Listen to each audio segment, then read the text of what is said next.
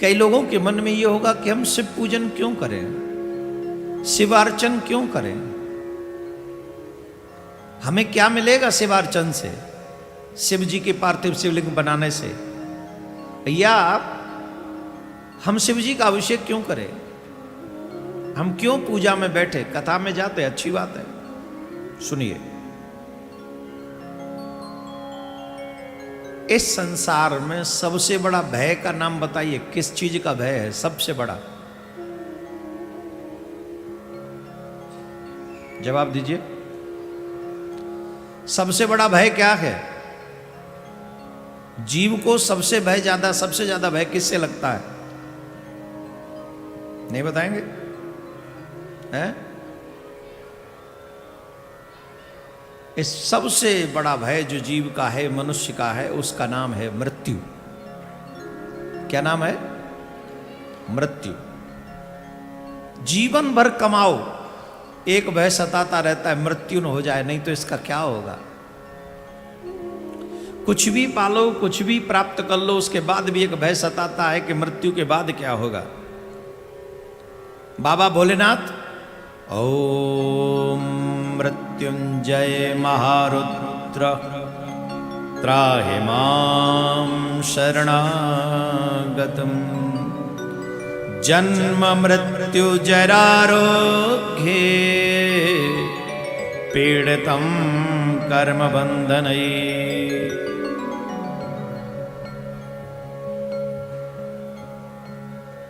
जो मनुष्य शिव का पूजन करते हैं, ऐसा नहीं कि मनुष्य ही करते हैं शिव का पूजन। शिव का पूजन ऋषि, देवता, गंधर्व, अप्सराएं ऊर्ध्व लोक में स्थित शिवलिंग की ही पूजा करती हैं। इस प्रकार शिवलिंग की पूजा होने पर भक्त वत्सल भगवान महेश्वर बड़े प्रसन्न होते हैं। प्रसन्नचित होकर वे भक्तों को सुख देते हैं। वे प्राणियों के शरीर में रहने वाले उनके मृत्यु रूप हैं तथा वे ही प्राण, अपान आदि वायु के रूप से देह के भीतर निवास करते हैं। उनके बहुत से भयंकर एवं उद्दीप्त रूप हैं जिनकी जगत में पूजा होती है। कई लोग इस विषय को जानते नहीं, पर विद्वान ब्राह्मण इसको जानते हैं। जिन्हें महाकाल कहा जाता है, वो महाकाल हैं।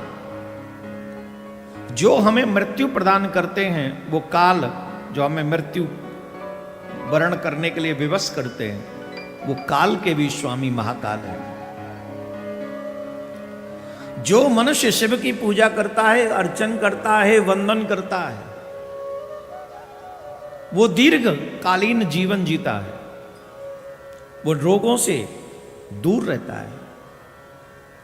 इसलिए हमारे यहां पंचदेवों की पूजा प्रत्येक गृहस्थी के लिए बताई गई है कि पंचदेवों की पूजा हमको हमेशा करनी चाहिए। अपने इष्ट के रूप में ही पंच देवताओं के स्वरूप को मानना चाहिए।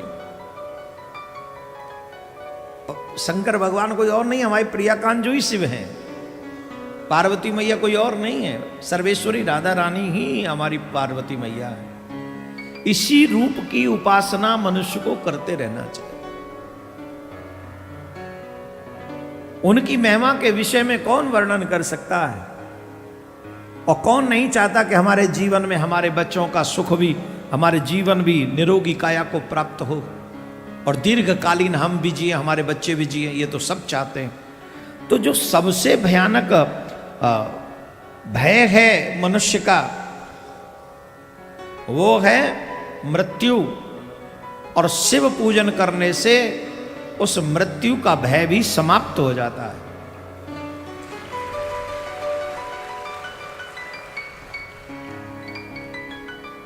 एक संख्या अभी मेरे दिमाग से उतर रही है।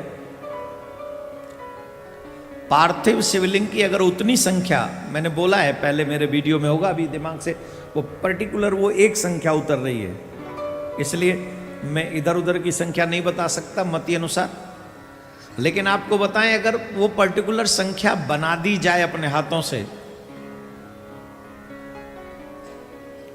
व्यक्ति सशरीर भगवान शिव के लोग चला जाता है।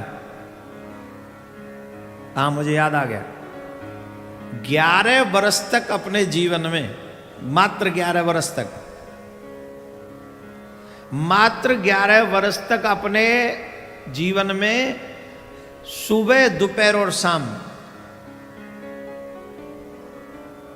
पार्थिव शिवलिंग का निर्माण करे, उनका पूजन करे और उनका विसर्जन करे। मात्र 11 वर्ष। उसका शरीर भी नष्ट नहीं होता है, वो सशरीर भगवान शिव के कैलाश पर्वत के लिए प्रस्थान करता है, जो सुबह, शाम, दोपहर, त्रिकाल संध्या शिव पूजन अर्चन बंदन में करते। मात्र 11 वर्ष।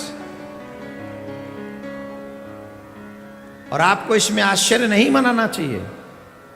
भागवत में ध्रुव जी का हमारा प्रमाण है कि विमान में बैठकर ही ध्रुव जी गए, तो इसमें आश्चर्य मनाने वाली बात नहीं। ये पार्थिव शिवलिंग की पूजा कलयुग में बहुत बहुत लाभदायक है, लेकिन निष्ठा से की जाए तब। ऐसे नहीं कि हम भी जाके, नहीं, निष्ठा। पूजन करें, निर्माण करें, अभिषेक करें और विसर्जन।